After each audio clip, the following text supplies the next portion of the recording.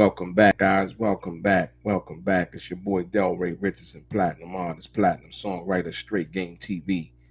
Thank you for tuning in. I appreciate your time. Do me a favor. Click the like button, click the share button, subscribe to the channel if you have not already. And like I always say, if you want to be one of the first people notified when I drop some of this straight game, please do me a favor and click on what appears to be the little bell notification right below this video. Yeah, we got to talk about it, ladies and gentlemen. Diddy trial about to come up. Diddy's lawyers are filing off, or should I say firing off, various motions and trying to suppress evidence, what the prosecution is calling delay tactics, if you will. Aura, what's good? Appreciate you tuning in this late.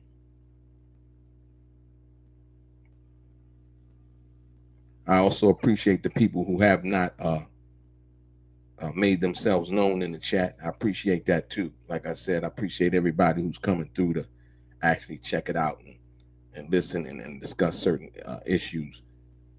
Appreciate you. Wait for a couple of other people to come up in here. I know it's late, but it ain't too late to do it on the OB8, man. If you know what that is.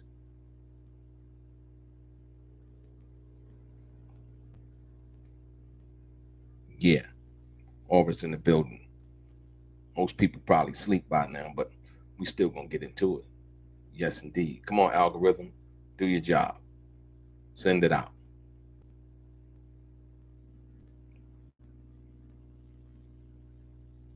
One of 1,000. We go with it. Check it out. So, ladies and gentlemen, who's that? Johnny Sullivan in the building. My man, Art of Dialogue Shorts. What's up, Art? Fatima Barrett in the building.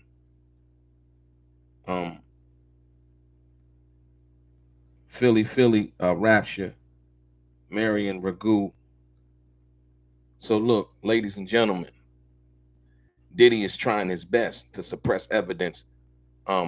First off, Diddy is basically trying to see, Cassie has a lawyer, her lawyer that she actually settled the civil claims, right? So on side of the prosecution that's prosecuting Diddy for the actual RICO case and the trafficking case, right?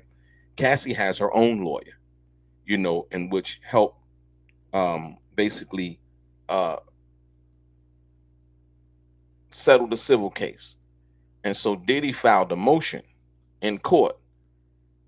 Diddy's basically trying to silence Cassie's lawyer from speaking out during the trial. You know how people come out and they do press conferences after the trial or after that day in court. And so Diddy's attorneys, Diddy is asking a judge to issue a gag order that would prevent attorneys involved in his sex trafficking case, including Cassie's legal counsel. So that's the prosecution for the case and Cassie's separate legal counsel, the guy who actually settled her case, her civil case for the millions that she got from Diddy, right? From making any public statements, during the trial, after that day in court, and so on and so forth. And basically what they're trying to do is they're trying to silence the lawyer, because the lawyers can come out and basically tank the jury. If the jury went home for that night, and they watch the news and the news goes on and they, because it's going to be, must see TV, must know news, right?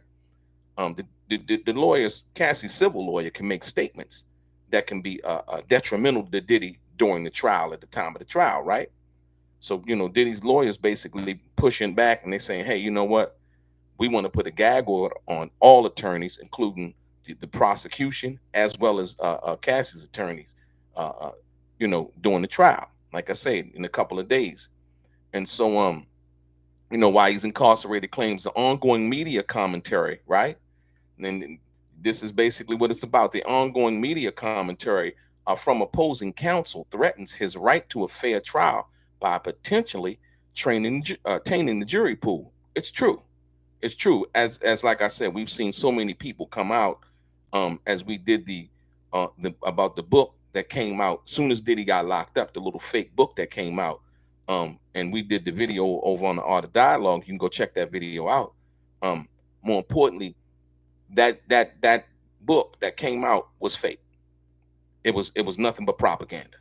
You know what I mean? Sent by who? I don't know.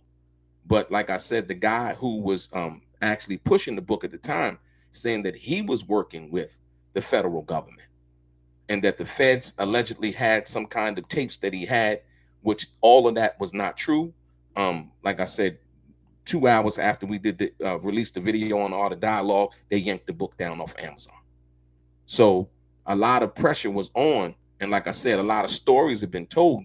Also, the lawyer for one of the accusers, Ariel Mitchell, and Courtney Burgess, they have a lawsuit filed against them, a $50 million lawsuit for defamation, along with News Nation, for them going on there and basically claiming to have tapes, claiming to have these tapes with minors and all of this other stuff.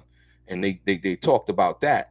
And so Diddy was firing back, basically suing them in civil court for $50 million for defamation, because Courtney Burgess was actually pulled in front of a grand jury. And in front of the grand jury, they basically were trying to find out what he had in order to try to assess the information that he had, and if he had any information that might help in the criminal case. And Courtney Burgess produced nothing. As you've seen, that Ariel Mitchell and Courtney Burgess have disappeared from YouTube, disappeared from any kind of news pushing, or them adopting them on any kind of news channel, YouTube channel, or media outlet, period, right? And so that's the reason why Diddy's trying to file Diddy has filed the gag order to try to silence Cassie's attorney too, because he knows that if they go out and they start speaking, and as to his guilt or as to anything that they feel like wasn't fair, or so on and so forth, it could be detrimental to Diddy. Basically, the motion specifically targets comments. The motion is specifically targeting comments made by high-profile attorneys representing alleged victims or witnesses. Among them is Douglas Wigdor, the attorney for Cassie, real name Cassandra Ventura, who has spoke publicly following the release of surveillance footage showing Diddy when he was assaulting Cassie in the hotel hallway. In a prior statement, Wigdor said the gut-wrenching video has only further confirmed disturbing and predatory behavior of Mr. Combs. Words cannot express the courage and fortitude that Ms. Ventura has shown in coming forward to bring this to light. Now, statements like that, whether Diddy is guilty or not, public statements made like that will definitely taint the jury pool, and people that might be already sitting on the jury. News reports, let's say news reports of them playing the tape over again, rehashing it on the 6 o'clock news, because as we, showed you a few months back about this tape is just appalling, No, that jury members go home and they watch the news, right? We all know, from anybody who really understands and knows from a public perspective, that charge, if there was a charge to be had at that particular time, would have been a state charge, since it happened in Los Angeles, right? And Cassie never filed charges, and so for that reason, that's why Diddy's lawyers are trying to get that tape thrown out, because that has nothing to do with the racketeering and trafficking case that they are now basically trying to find him guilty of. And so, but we know that the media can go and do the things that they do in reference to what that is and what that means, right? So the statement that Cassie's lawyer had made in regards to that tape, when the tape was first shown, is basically what they're talking about. See, statements like that are very detrimental. A lot of people may not understand that. People go out and say something, the jury sitting at home like, you know what? They don't even want to listen to the evidence no more. He guilty. Look what he did to that girl. You know what I mean? And so you got to basically stick with the evidence and what's really going on. Another person named, because they're naming people in the motion. Another person, a prominent figure named in the motion, is attorney Lisa Bloom, right? who once represented Harvey Weinstein, right? Bloom currently represents a witness in the case and has appeared in 2 documentaries scrutinizing Diddy's alleged misconduct. She has also made several media appearances commenting on this commenting on the accusations, right? So attorney Lisa Bloom, they don't want saying anything. You understand what I'm saying? And like I said, um, she allegedly represented Harvey Weinstein. And like I said, once again, these high profile lawyers, you know, how they set the cameras up and the microphones up, you know, outside the court the day after the court, you know, they going up to this microphone and they're basically making these comments and statements like that. And best believe all of that will be played on CNN, the 6 o'clock news, YouTube, various YouTube channels for whatever reason. And so when you understand that, that's what Diddy's basically trying to do. He's trying to put a gag order and stop these lawyers from talking, right? In addition to the gag order request, Diddy is seeking to suppress certain evidence from being presented at trial, according to courtroom documents. In his legal team argues that prosecutors failed to hand over key materials in a timely manner, leaving insufficient time to mount a proper defense. Diddy's lawyers basically are saying it's impossible for the defense to investigate and respond to those new allegations in the next 2 weeks, the filing states, while also noting that prosecutors acknowledge that many of the alleged acts were consensual, right? So now they're basically saying, you know, the prosecutors are saying that most of the sexual acts that they're alleging that are, you know, dealing with all of these crazy comments that they've made about, you know, rape and sex traffic and all of those things, basically prosecutors have already said that they were consensual. So it's going to be real hard. This is not going to be an easy case for them to win. This is not going to be an easy case for the government to win. And like I said, the reason why I know that is because, number one, the only tapes that they have, like out of all of this, you know, all of the stuff that was made on the internet talking about these tapes and, you know, tapes with Justin Bieber, Will Smith, Lil Bow Wow, who else? I mean, it was so much drama and pomps and circumstance coming behind this, right? None of that exists. None of that exists. People were lying, just saying stuff. You know, the only tapes that the prosecution has are tapes from Cassie, which basically show, as Diddy lawyers have said, consensual sex. Simple. Everything that they did was consensual. And so when you understand that, it's going to be hard for them to prove and say, hey, you know, that's why they want that tape admitted into evidence, right? They want that Cassie tape because they want people to basically form a judgment or form some kind of thought pattern in reference to that tape. And like I said, once again, that tape would have been a state charge that was not applied, or Cassie did not file charges. Another thing, what's going to make it hard is when Diddy's lawyers come out and say, well, Miss Ventura, 2 years after that incident at the hotel, they're going to put up pictures at the Met Gala, at various events, high profile events that Cassie attended with Diddy. And they're going to ask and say, Miss Ventura, on this particular night right here, did Mr. Combs, did he make you come with him? Was he holding you against your will at this particular time?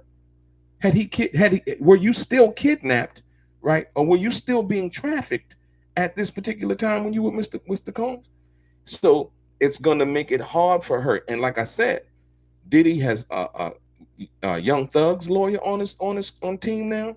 He has Mark Garagos's daughter on his team now, you know, representing him. So it's going to be real hard when they put Cassie on the stand and they're going to start asking her questions.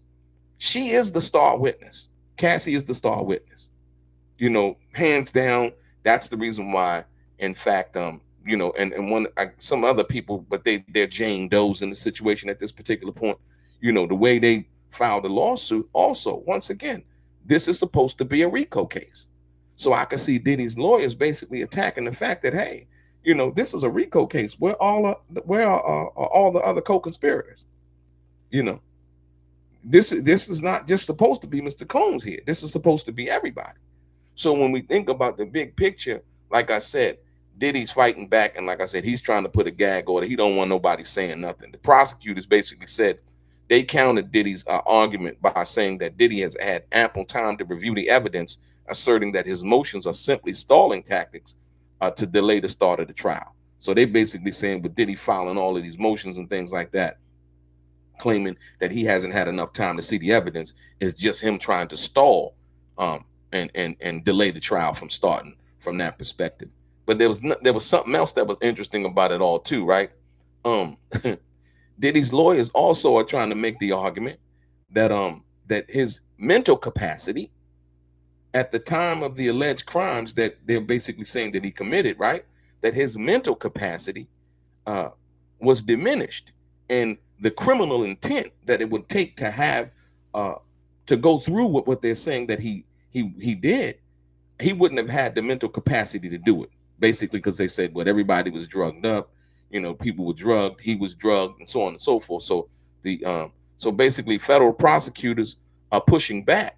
They're basically pushing back. They asking the fact, was Diddy's mental state diminished at the time during the alleged crimes, right? And so federal prosecutors are pushing back against Diddy's lawyers, who may argue that he lacked the mental state needed to commit the crimes he is accused of in this upcoming trial. Prosecutors are arguing against Diddy's legal team, calling on an expert witness, forensic psychiatrist Dr. Ellie Aoun, who would speak to Combs' diminished capacity at the time of his alleged crimes, according to a motion file on the 27th, right? Basically just 3 days ago.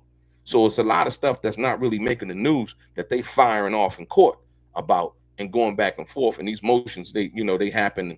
And like I said, the judge is trying to get them all out of the way before the trial starts, right? So, it's crazy. And so with him doing that, it's a formidable defense. I mean, you got to try to, his life is on the line. So he has to try to, uh, uh, argue whatever he can, at basically saying that Combs had a diminished capacity at the time of his alleged crimes, according to the motion filed April 27th in New York Southern District Court. The goal for Diddy's lawyers would likely to show that he lacked the required criminal intent for these crimes, which is required in criminal cases, right? So see, the lawyers, they smart. They're basically saying, hey, look, he was high, drunk. Everybody else was high, drunk, and they saying, these people came in and they were being trafficked and all of this, that, and the other. And then you have to look at the aspect of, well, where's the money? So somebody said they got paid and they were trafficked and they were sold and bought it. And then now Diddy's legal defense team, they're also scouring the internet based on the fact that they got other witnesses. I think few of the the alleged guys who were involved in the freak offs, but I guess him and Cassie or whatever, or involved in their situation. Basically, they're scouring the internet looking for videos, digging into their history, basically saying, hey, you know what? Have you ever done any kind of type of pornography or anything like that? Were you any kind of sex work or anything like that from that? Because they're going to be attacking everything. So when people get up on the stand, that's the most interesting part for me. You know what I mean? In the cross-examination. It's one thing to try to lay out something from the prosecution's case, but the cross-examination is going to be brutal. It's going to be, you best believe it's going to be brutal, man. It won't be easy. And like I said, they don't really have any other people. And like I said, they have like this alleged the drug trafficking and all of these other little charges that are tagged on to that, right? Which I think they won't be able to convict him or anything like that. Like I said, what they're basically trying to allege and they're attacking is that the situation with him and Cassie, based on Cassie's civil lawsuit, that situation right there, they're basically trying to say that can transfer over basically to a criminal complaint, in which they did. You know what I mean? Cassie mentioned the freak offs, and everybody took the freak off thing and they ran with it. Little Rod, he lost part of his lawsuit where Universal Music, Lucent Grange, and Diddy's assistant basically were dropped out of the lawsuit, and what they were allowed to proceed on some of the other civil complaints that he had made in the lawsuit. But like I said, even with that argument was weak, and from Tyrone Blackburn, basically that argument was weak, and actually Tyrone Blackburn apologized to the judge and basically saying, hey, yeah, you know what, you were right. There was really wasn't necessary to put Lucian Grange and Universal Music and all of that. They were just basically grasping at straws. And so once again, you go back to now what they're trying to do is Diddy saying, hey, you know what, they're saying, hey, you know what, he lacked the criminal intent, because you have to prove criminal intent. You know what I mean? That's another thing that's going to be really hard to prove. Like they're saying, well, hey, he was running this big criminal enterprise, Sean P. Diddy Combs thing, and I'm not siding with Diddy. I'm telling you the facts of the matter. When you go to court, it's going to be a little bit different, And so, while the media has been, circling around like buzzards on this case, when you get into the courtroom, it's either your argument is going to be strong, your evidence is going to be strong and solid, or it's not. The same way for Diddy. Their counter arguments are going to be strong, or their counter arguments are not going to be strong, right? Their character witnesses, whoever they bring to speak on Diddy's behalf, like this forensic psychiatrist, right? You like I said, proving criminal intent and saying there was something criminal about what he was doing with Cassie is going to be hard to prove, right? Because he can invite other men into the room. He could like watching other men be with her. He can do all of the things that we would deem in our relationships, right, that we wouldn't do. But is that criminal, right? People can come over and like I said, for whatever reason, I don't know if he paid anybody or not. You know what I mean? Once again, that's another thing that's going to have to be proved. Not that somebody paid him, that the money came from Diddy. You understand what I'm saying? So, like I said, and throwing up this argument, or the motion basically filed on April 27th in regards to the criminal intent, is very, very important. And they're going to have to jump. The prosecutors are going to have to jump that hurdle. Like I said, the goal is for Diddy's lawyers would likely be to show that he lacked the criminal intent required for these crimes, which is required in criminal cases, as one of the few exceptions in federal law given to mental conditions defenses because of the strong danger of misuse. You know what I mean? So, they're arguing like, hey, defendants sometimes might try to misuse that argument, right? Prosecutors basically said that Diddy's lawyers submitted this witness too late, and that Announ's testimony doesn't fit the narrow exception given in federal law for this type of defensive argument.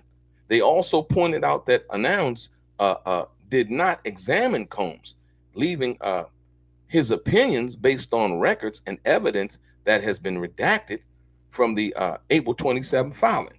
So they're saying basically this forensic psychiatrist hasn't interviewed Diddy yet, right? He doesn't know what Diddy's mental state was or wasn't. It's like the argument that the prosecutor's trying to say, like, look, they just don't want him in the courtroom.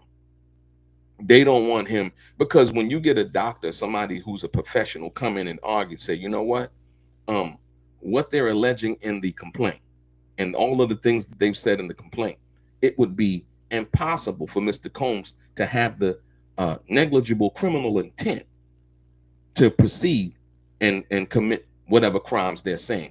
Once again, the RICO case, a RICO case is like a broad net, if you will. So you take that net, you say, we're going to couple all of this activity in this case, right? Nothing really specific. This is what he was doing. This is what he was in charge of, right? This is what they're alleging, right? You have to go to point to specific actions, if you will. And those specific actions are going to be dealing with Cassie. And like you said, they have other women coming in and basically trying to testify that somehow, some way that Diddy allegedly did something to them too, you know. So I think this is very, very interesting, man. And like I said, we got a couple of days, and this trial is going to start. And I think, like I said, when you think about you think about, like, you know, like I said, you think about the Tupac trial. You know, if people were back then and you understood what was going on through that trial, you know what I mean? You know, Tupac's situation and all of the things that they said that Tupac did, right? When it first hit, and it was on daily news and it was all over the media, right? You know, you know, knowing that Tupac had did the thing down in Georgia with the two off-duty police officers, which he didn't know they were police officers at the time. But once it hit the media, they put their own little spin on it.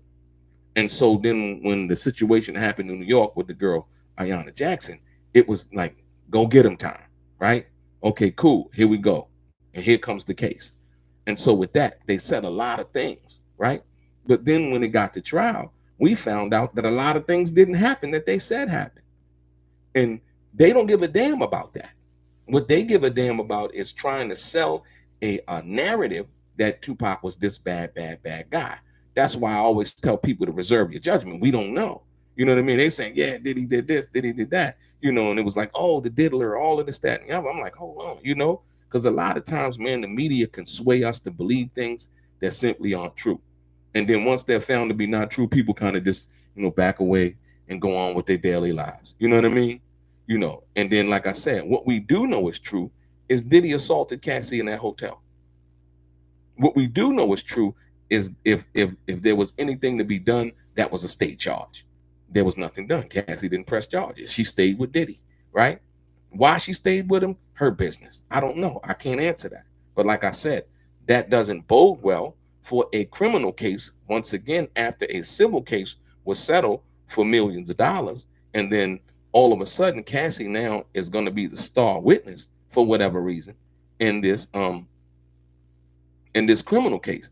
You know, I was thinking about that. I was like, man, you know, I gotta really think like, damn, Diddy he must have treated Cassie real. I mean, on side of, you know, what we seen in public. It's like I say, one thing can be shown in public, and you know, something else could be done behind closed doors. But Diddy must have treated her bad for her to want to get the money and not ride off into the sunset. You know, and then go into, you know, here comes a RICO case in the criminal trial, right? And her going to wanting to come in to be the star witness in that too. I don't really understand what that is and what that means. Unless, listen, y'all, unless, I want you to understand this, unless there's something that's not being said. And that thing that's not being said is that they went to her and said, you know what? We can charge you with criminal sex trafficking too, also, Cassie, if you don't testify in our case. We're going to charge you along with Mr. Combs. We have people, and they go, you know, that's just a notion as to why she may be so gun-ho. The only reason that I possibly can think of that why she would go and testify against Diddy after receiving millions of dollars in a settlement the next day after she filed the case. That's the only reason I can see her wanting to do that, other than she just hated him. And she feel like, you know what, after all he did to me physically, after all the times he beat me up, after all the times they fought, she's basically saying, you know what, this is my turn to get revenge. Those are the only two reasons that I can really logically think of that, you know, she would want to participate in this case. And so, like I said, I think they have two other witnesses from some years back, you know, basically coming in speaking that, you know, Diddy allegedly, you know, I don't know, I guess trafficked them or allegedly did something to them or something like that. Like I said, I'm gonna tell you right now, the prosecution better have those witnesses coached and coached well, and because I'm telling you, it's gonna be gloves off in that courtroom. It's gonna be gloves off. Them lawyers are coming, and they're gonna come, and they, you know, you got some of the most brilliant legal minds, right? These are high-profile lawyers. You got some of the most brilliant legal minds that are residing over this case. Diddy basically has his own dream team, you know, of lawyers at this particular time. So yeah, I think it's going to be very, very, very, very interesting to see what happens, to see what's allowed. You know, the day-to-day update on what's going on with this situation, I think it's going to be very interesting, man. So like I said, yeah, Diddy basically trying to say, hey, you know what, my mental capacity was diminished, right, and doing these alleged crimes. I didn't, I didn't have the wherewithal, or the criminal intent necessary to commit the crimes that they said that I did. Like I said, once again, this is a racketeering and corrupt organizations case, and to me, is a far reaching. It's a far thing. They reaching real far with that one, like criminal organization. Like, look, he had a girlfriend for 10 years in Cassie, and he liked to watch her, get hit by other dudes. You know what I mean? For whatever that was, that was his thing. You know what I mean? And so, is that running a corrupt criminal organization? You ask me on layman's terms, no. Can you make a case of it if you get somebody to say, hey, you know what? Yeah, I thought it was criminal. He was paying people to come in and X, Y, and Z. After the fact, I mean, you can make a case out of anything. You know what I mean? If the prosecution want to, they can make a case out of anything. Like I said, will it be legally against the law? Will he be found guilty? It remains to be seen. The jury selection, another thing that's going to be very important in this situation, is the jury selection. The jury selection is going to be so important, right? And basically, I think that having more women on the jury is going to help Diddy, right? Because once again, when you look at, I think women can understand a little bit more in regards to what it is. Even sometimes here in the chat, you know what I mean? Women can understand, like, hold on. She was with him 10 years. She didn't leave him, after the situation at the hotel. She was with him. They show the pictures. And then when they starts to put those images of the pictures and she's staying afterwards, all of those things are going to matter and play to the jury. And so what the prosecution is going to argue, they're going to pound the table and be like, well, look, he did this, he did that. Like I said, is that illegal? Is that criminal? Is that against the law? Right? So like I said, one thing to charge somebody with something. It's another thing to be able to prove that they did what you're charging them with. You understand what I'm saying? So I can't really see what Cassie has to say at this particular time. You go back, and all you got to do is go back now and look at her civil case. When you look at Cassie's civil case, you'll be able to see what she's basically gonna testify to. I don't really know if there's anything else. My thing is, will they show any of the tapes that Cassie gave to the prosecution? Will they show any of those tapes in court? That's going to be a big day too, if that happens, right? You know what I mean? And does any of those tapes show any of the freak offs with, Diddy, her, and somebody else allegedly participating in, a threesome or whatever with them? You know what I mean? That's going to be very interesting. So, yeah. What up from Las Vegas? What's happening, Kareem? Yeah. Truth be told, yeah. Yeah, like I said, Diddy had a fetish. It's a lot of people like that. Like, you know what I mean? They got a lot of money. You know what I mean? Like, I think he just wanted to make his using his girlfriend for whatever reason that was. I don't know if that was a control mechanism, but like I said, she was with it. You got to be, let's be clear. And it was good until it wasn't good for whatever reason that was. And as Diddy's former bodyguard testified to, I don't know if he's going to be a witness. You know what I mean? Because if he's going to be a witness, he was on Vlad. If he's going to be a witness for whoever he's going to be a witness for, is going to be very important. If he's a witness, because like I said, one time he was talking about he had lost Cassie's ring or something like that. And, Cassie went and told Diddy, and it was certain times where, Diddy and Cassie would be high and they would get along 1 minute, and he would hear him fight 1 minute, and 1 minute they was in the car one day, and Cassie attacked Diddy, and they would go through their different things. So that's another thing. Will Diddy's I can't think of his name right now, but will his former bodyguard be a witness for the prosecution or for the defense? Or, upon cross-examination, will that be something that would be helpful to whoever? Because like I said, once again, he spoke on Vlad. I don't know if they would want to subpoena those tapes, you know what I mean, from Vlad, and get those tapes in court and possibly show the tape, since they're showing tapes in court. Or will they actually subpoena him to come and testify on the prosecutions or the defense's had? I think his testimony, from what I heard from him, I think that bodes more well for Diddy than it does for Cassie. You know what I mean? I think that it shows a volatile relationship, if you will. I think it shows, two people who loved each other but had crazy differences. Somebody she loved Diddy enough to go sleep with other men and let him watch. You know what I mean? All of those things. Like I said, I can't believe that, there was a gun, put to her head and like, hey, you're going to do this or else or whatever, from what the guy had testified to. So, like I said, that's going to be a hard hill to get over when you think about the actual information and evidence. You know what I mean? And so, the lawyer's going to say, the defense lawyer is going to say, they're going to ask Cassie, they're going to say, well, had you, in your relationship with Mr. Combs, had you ever left? You broke up with him and you left? Had you ever, separated? You were staying with him? Did Mr. Combs buy you an apartment? Did he pay for it?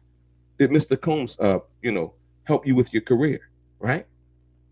How much money would you say Mr. Combs had given you throughout your relationship with him? You know what I mean? And so what made you file your civil, it's going to be so many questions, man, once again, that are going to bring out the truth and the people's true motives on why they did things. And if the jury gets one inkling that, you know what, she got paid, she got money, and now everything was consensual, she waited, it's gonna be a hard case to prove, man. I'm telling you. Just like we seen with the Young Thug, like I said, Young Thug's lawyer is now on Diddy's legal team. Just like we seen with Young Thug, right? They charge Young Thug with RICO and these murders and all of this stuff that went out in the media, right? Is Young Thug home right now? Yeah, he home right now. So evidently, all of the things that they're basically saying, and I forgot the young guy's name that testified. He did his rounds on the social media circuit that was in court and testifying, and he was kind of playing like, he was like, they were asking him questions. He was like, ask Thug about that. You know what I mean? I can't think of his name right now, but that guy, like I said, once again, is one thing to have a case. It's another thing to put somebody on that stand and them to stand tall and be credible about the things that they're saying about somebody. Yeah, Woody, my bad. Yeah, the guy Woody. You know what I mean? Woody, when Woody, was on the stand, little Woody, when he was on the stand testifying, supposedly against Young Thug, if you will, right? It didn't go well. It didn't go well at all. And they knew, the prosecution knew, like, dude, we better get something out of this. Some kind of guilty plea with no jail time, probation, or something like that, right? Because they seen that the case was not going in the direction that they wanted it to go. And they were making a whole hell of a lot of allegations and charges against Young Thug in regards to that. So to look at this situation, now I don't know what Young Thug's finances were, but the lawyers that Diddy got, if he got the lawyers that he had, as well as, being able to pick up Young Thug's lawyer, it's a whole different ball game. It's a whole different ball game. And like I said, how long the trial is going to last, all of these other things. And like I said, they charged with the RICO case, and then I think they just came back with another superseding indictment, again against Diddy. Once again, this is, that's the thing I'm saying. If you got enough evidence, if the evidence that you have is strong in your initial case, there's no need for all of this other, all of this other pressure, all of these other, superseding indictments and other people coming out and, Once again, we seen the case with Jay-Z and Diddy with the young girl saying, oh yeah, she was at the VMAs. That wasn't true. Once again, another situation that wasn't true. That wasn't true. So that's why I'm saying, yo, we got to reserve judgment, right?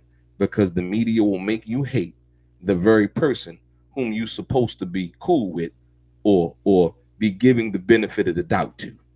You know what I mean? Just like I said with Young Thug. I mean, when that Young Thug case came out, you heard all of the allegations, and Fannie Willis, she was, trying to, pursue Donald Trump on some things, the election thing and all of that. And then to come to find out, at the same time, she hired, somebody that she was having a personal relationship with as the special prosecutor in dealing with the Donald Trump case. You know what I mean? So while people are throwing stones, right, and hiding their hand, like they don't have skeletons in their closet, if you will. So, like I said, with this Diddy situation, it's going to be very, very, very interesting to see how this thing pans out. Yeah. Fannie Willis was also trying to revoke his probation. Yeah, absolutely, right. But based on some kind of tweet that Young Thug had actually put out in regards to something about somebody involved with the case, one of the lawyers, I believe, and it came across in a threatening manner, right? But the judge and they were like, we're not dealing with this. But it would be advised that he wouldn't do those type of things from that perspective, right? Would not see see Young Thug case. Young Thug case was a state case, from what I understand. You know what I mean? And as you can see, the state in dealing with Fannie Willis she's a state prosecutor, not a federal. Diddy's situation is with the feds. So there's no TV cameras allowed in the courtroom in federal cases. You know what I mean? So it won't be on TV, but there will be a sketch artist in the courtroom who will sketch, pictures every day. More importantly, they're gonna have reporters in the courtroom, right? And so they're going to have reporters in the courtroom basically reporting each and every day what happens and what goes on and what's going on in regards to the case. So I think that's going to be the way that we're going to be able to hear about what it is, and also through the court reporters transcribed notes. Like I said, usually there's a Freedom of Information Act that's filed usually damn near every day, basically wanting a copy of what happened and what was said in the actual case or during the trial for that day, so that they can accurately report, like I said. Or sometimes they sneak in microphones and recorders and things like that, and they actually record the proceedings and then take it back and then basically transcribe it themselves and get it prepared for the evening news. But like I said, yeah, that's crazy, man. That's crazy. But we're gonna see where if Diddy end up. I don't think that when you think about this situation, man, you got to look at it like this, man. Tupac and Biggie are dead, right? Suge Knight and Sean P. Diddy Combs are in jail. Who could have ever predicted this kind of end, man? If you were around during 95, 96, you know what I mean? And when you think about, I'm talking about 2 good years, if you will, 11 months for Pac, you know what I mean? Biggie, I think he hit his stride at about 93, 94, right? When you think about that, you think about all that had transpired in that short period of time. Biggie dropped 2 albums, died before, was murdered before he dropped Life After Death. And when he dropped Life After Death, he went diamond. Pac, first hip hop artist to drop a double album. You know what I mean? And you think about both of them are gone. They used to be friends. You know what I mean? Before all of the drama started, Suge Knight and Sean P. Diddy Combs, I wouldn't say they used to be friends, but they were cool with each other. And who would think that, some 30 odd years later, that Sean P. Diddy Combs, as much as success that we've seen him have, would be wound up in the federal prison. You know what I mean? A lot of people thought, basically from the Tupac situation, that they would probably try to find something like after Keefe D came out and talked about, that Puffy offered him $1 million, right? Yeah, I'm gonna get to that. Chat, man, check it out. But trying to implicate Diddy with the $1 million thing. Um, well, let's be clear, and I'm gonna get chat. What you asked Chat Martin said. Well, let me be clear about this. We know for a fact, Chat, that I'm sorry, that Snoop was not in Las Vegas. We know that for a fact, right?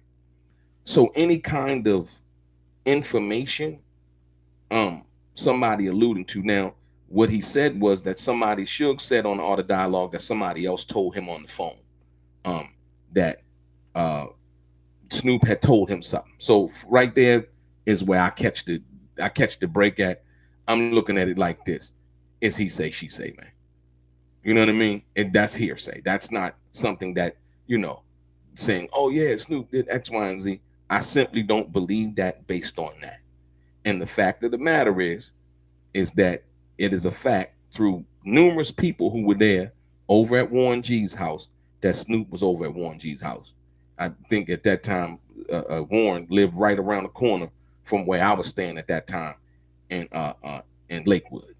So once again, when we talk about the real facts of what that is and what that means, I don't think that there's any truth to that. I think, for whatever reason, Suge is saying that, that's Suge's business. You know what I mean? But I don't, me personally, when you look at the facts, not just what somebody's saying, but when you look at the facts, there is no proof or evidence that would say anything, other than that. Did Snoop and Tupac, were they on the best terms when Tupac died? No. And Snoop has talked about that. You know what I mean? Pac was mad about the situation in New York, all of that. But Tupac, I'm sorry, Snoop didn't go and run up on Orlando, right? Pac did, right? Anybody who understand the politics in California, you know what I mean? There's certain things you can, and there's certain things you can't do. You know what I mean? And that goes for anybody on dealing on any side of that equation, you know. So with that being said, like I said, I told you, even on the Art of Dialogue, you can go look over there on the Art of Dialogue. I did the interview with Tupac's father. I asked him the same thing. I said, you think that Tupac was wrong for running up on Orlando like that? And his own father said yes. He said, yeah, and he, with the hesitant, yeah, like, yeah, he was wrong for that. You know what I mean? You gotta be honest about certain situations. And and he gave the explanation, and he said, hey, you know what? Tupac did that based on the fact that he was trying to prove his loyalty. And that's a fact. He was trying to prove his loyalty. Tupac, I can give you probably three different occasions where Tupac was trying to prove his loyalty to people. You know what I mean? For whatever reason that was, I think because, he was trying to prove his loyalty because he demanded loyalty also, And so you kind of give what you expect, but you don't always get that back in return, if you will. You understand what I'm saying? So Chet, yeah, I don't believe that what Suge's saying in as far as that's concerned. I don't think, from what he said, it wasn't like he had any personal knowledge of that, right? It was something basically that somebody had told him. Now, for the person who told him, and if that was really told to him by Snoop, then I would think that they would have some kind of disenchantment at this particular point, because them two would only know that they had that conversation for that to be related to Suge. You understand what I'm saying? But at the end of the day, I don't do none of that, man. None of that. I like, because you gotta, like I said, when people go out and they calling people snitches and they getting mad. I'll give you a prime example of what I'm talking about. Just the other day, Reggie the Rat, he went over on Vlad, and he basically he admitted, ladies and gentlemen, I was watching the video earlier. He admitted that he called Harry O a snitch, and there was this alleged paperwork that proved that Harry O was a boss in his time. Harry O was one of the people who helped Denzel Washington's career get off.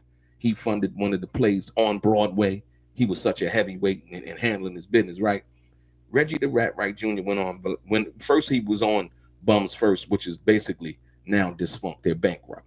They're financially insolvent, ladies and gentlemen, if you did not know that. Went over on Bums First and started these lies. He had paperwork proof and all of this, that, and the other in regards to Harry O allegedly testifying to the grand jury or some kind of something crazy, right?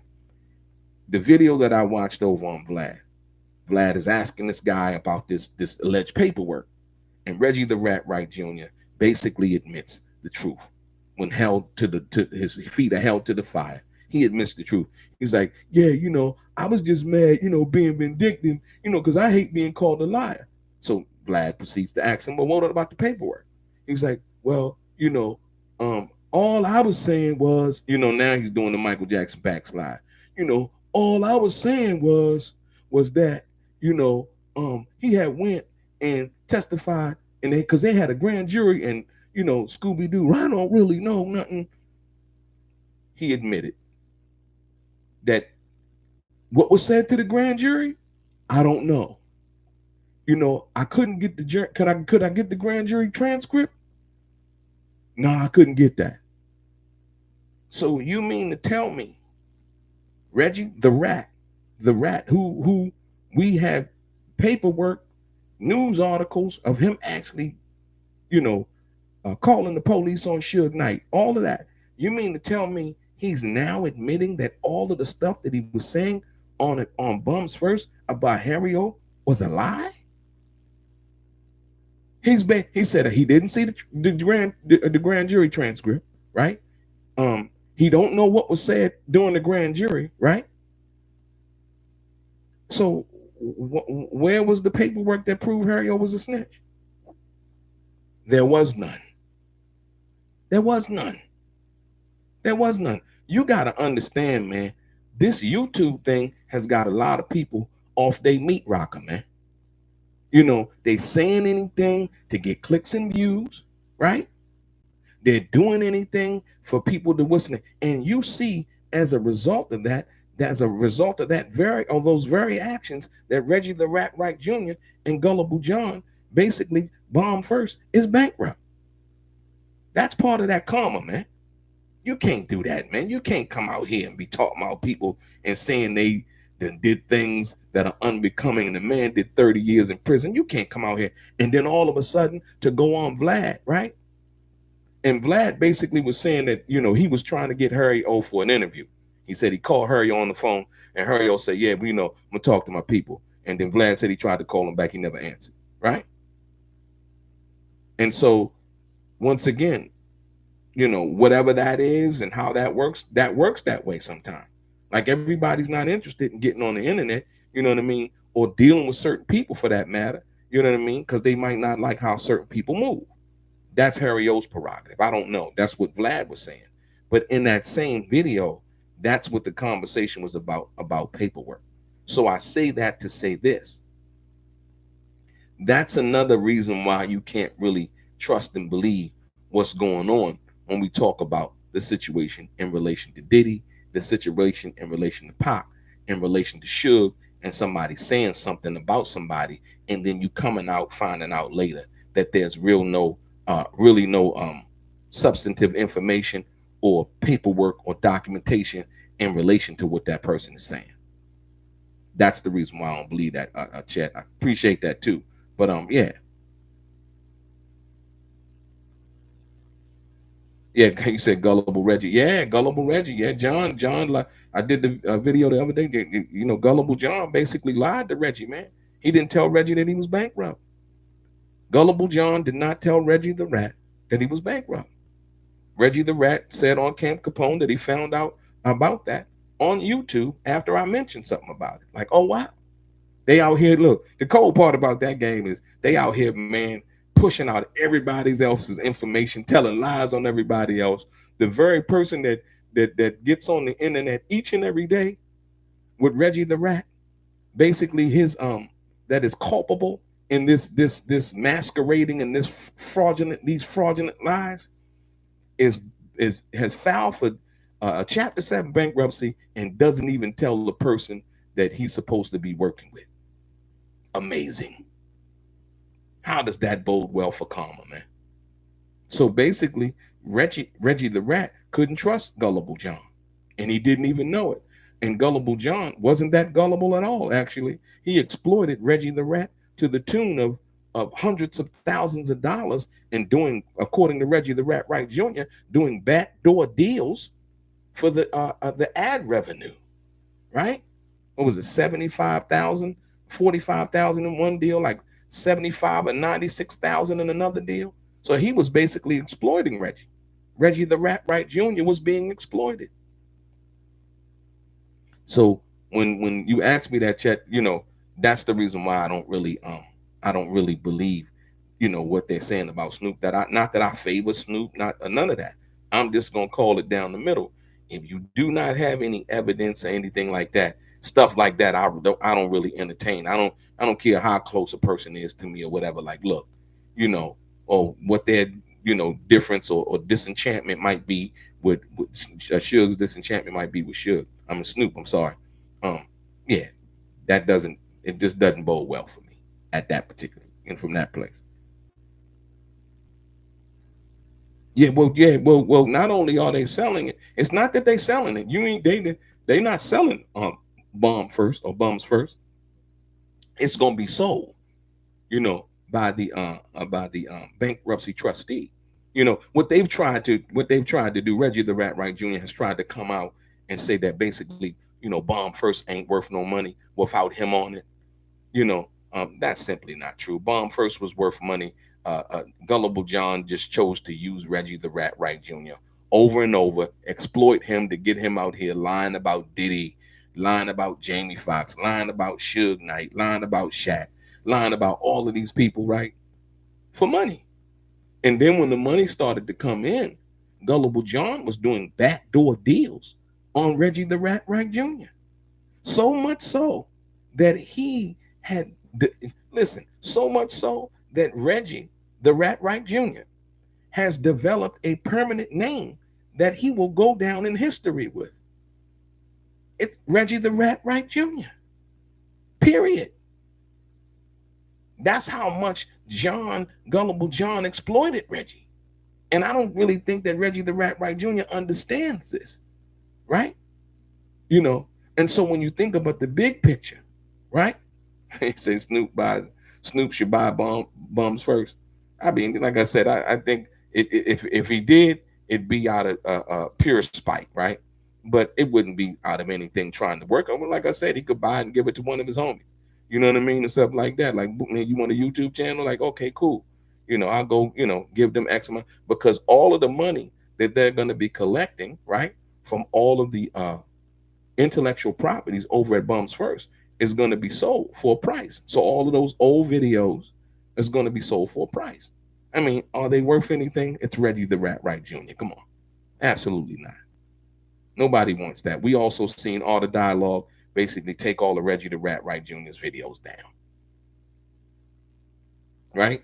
So Reggie the Rat Wright Jr.'s presence on the internet involving anything substantive, right, is diminishing, as it should be. Right? You can't come out here and defame people and tell these salacious lies about people and expect people to believe anything you say. Like I said, now he's over there on Camp Capone trying to rehash these same old lies as if he knows something. He doesn't know. What a Suge's legal situation and what lawyer he handled, and once again he's talking about Harry O again, and Suge paid him, X, Y, and Z, and so on and so forth, right? All of the information that Reggie the Rat Wright Jr. tells people is readily available on the internet. It is public information. As simple as that. And so when you really want if you really want the facts, you can go look it up yourself.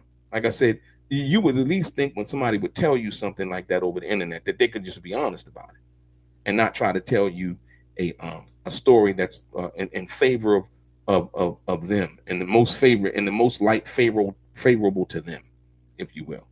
And so, like I said, but this Diddy situation is about to get going. And like I said, more importantly, Diddy saying, hey, you know what? My capacity was diminished. I don't want Cassie, the lawyers, to say nothing. Lisa Bloom and Cassie's lawyer, he doesn't want them talking. He's trying to put a gag order on them. And like I said, in a couple of days, when the trial gets underway, it's going to be a worldwide event, if you will. Sean P. Diddy Combs the man formerly known as Puff Daddy, Diddy, or whatever you want to call him, is going to be on trial fighting for his life. And like I said, the event itself is going to be must hear from, or must listen to what's going on in the courtroom to see how things are going. And like I said, the thing that I'm most anticipating is the cross examination of the witnesses that the prosecution gonna put up there, because those defense attorneys, man, they coming for their money. And if they can win this case for Diddy, the price goes up for them. The popularity, the notoriety, everything. When it's kind of like Mark Geragos, dealing with Michael Jackson, Tom Mesereau, helping Michael Jackson win that trial out in Simi Valley. When you go talk to Tom Mesereau, it's $1 million. Don't even look. It's $1 million. The retainer fee is $1 million. You go get Mark Geragos, the retainer fee is $1 million. These are high profile lawyers, and so you can best believe with the win for Young Thug's attorney, I would think at this particular time, his attorney, his retainer fee is $1 million.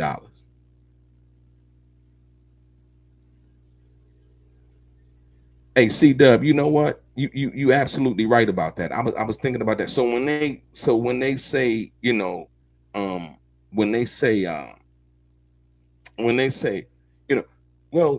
trying to pick a jury, that really hasn't seen the Cassie tape, it's like, stop it. You know what I mean? It's like, this is one of the disingenuous things about court when you think about court, right? It's like, well, hold on. It's one thing to have seen the tape. It's another thing to understand the facts behind the tape and being able to explain that. That was an incident between a couple at that time. How nasty it may appear, right? They had a situation, an altercation, right? And then you can get into the fact that, hey, you know what? She chose to stay after this incident because people have bumps and forks in the road and so on and so forth, right? Simple. Okay. Now, they can look at the tape and say, well, if you don't like Diddy, that's a small piece of a larger pattern here. You know what I mean?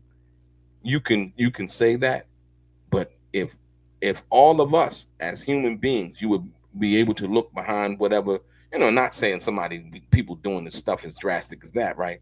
But for whatever they do, whether they use drugs, whether they drink too much, whether they get, drunk out of their mind, you know what I mean? Whether they drink every day, you know what I mean? Whether they drink and drive, whether they do any kind of thing that might be unbecoming to other people's eyes, if you look at them, you can take that and you can run with that also. You see what I'm saying? So, like anything, that's the reason why I say that. No, Diddy was wrong as a motherfucker for that. Yeah, he was wrong for putting his hands on Cassie. Absolutely positively wrong. He should have just let her go. And from what we understand is that, he supposedly have all of this money, all of this success, right?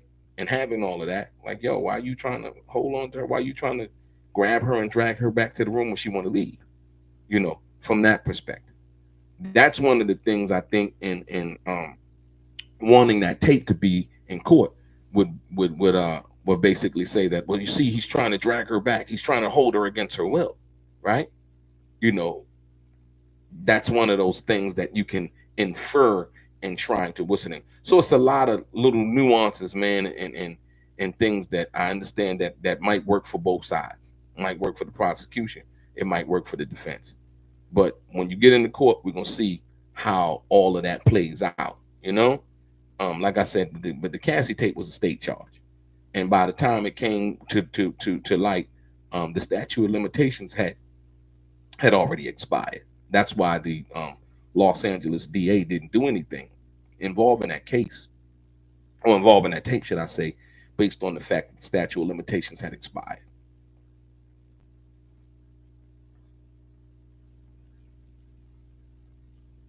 Well, yeah, that's an interesting question, Kareem. If they're gonna bring the Tupac name up in the court, well, um, I guess they can, but I don't know.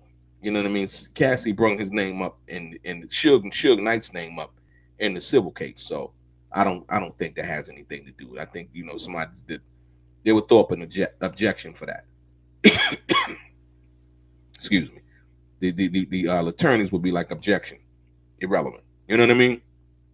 That wouldn't be something that they could throw up there. You know what I mean? So yeah, from that perspective.